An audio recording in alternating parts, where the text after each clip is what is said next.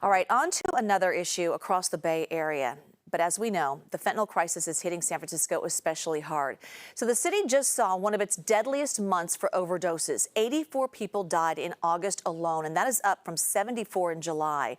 At this pace, the total will surpass the city's worst year for overdose deaths, which was 2020.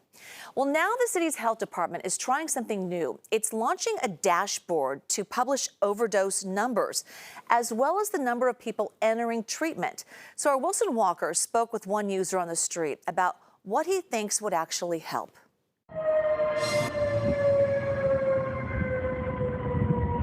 Yeah, like every 5 minutes. Every 5 minutes there's a siren, and I just only assume that it's for an overdose. On a south of Market alleyway with emergency responders working in multiple directions at a single time, Jay is living in the middle of San Francisco's drug crisis, something he will tell you he is struggling to pull out of. I don't know anything else except do what I gotta do to hustle up cash, get my motel room, get my dope, and yeah. Everybody's asking about getting help for folks out here. What would be the best kind of help for you? What are you most interested in? The best kind of help for me and every single junkie is get them off the streets, get them housing, put them in residential treatment. I've tried outpatient. You know, it's not a 24-hour helpline. You need somewhere where you can go. We are interested in showing there are multiple pathways of treatment. We want to make sure that people not only understand that, but understand that there is hope, that recovery is possible.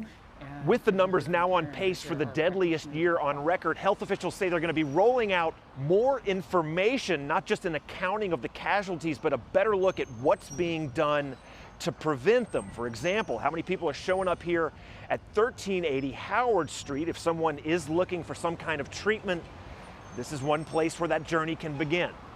We have counted 417 people who have entered residential substance use treatment through DPH from January through June of this year, 2023.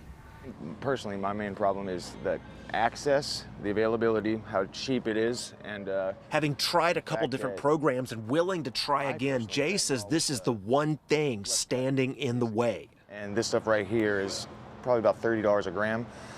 The cheaper you can get for as low as $10, $5 a gram, but that stuff's garbage, you know, doesn't get you high. So there's a lot of quality concerns right now. At least with the users, you know. The drug dealers don't care if we live or die. They don't care if, you know, our legs fall off. I also think, candidly, there's a sense of hopelessness and despair with regard to the overdose epidemic that we're seeing, again, not only in San Francisco, but across the country. The hope is that more information about who's getting help and how they're doing it can encourage more people to ask for help and shed a little more light on what is working and what is not.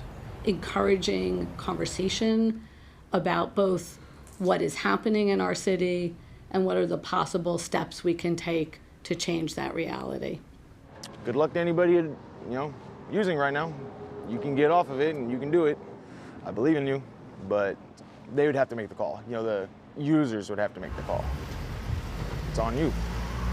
Now, a big part of the city's messaging effort is going to be the effectiveness of medically assisted treatment, namely buprenorphine, to manage withdrawal. They also say they'll possibly start releasing even more information, like where are people coming from, what is getting them into treatment, what's pushing them that direction, all that possibly in the information that is still to come as the city tells us a little bit more about the crisis that is unfolding right here in front of all of us.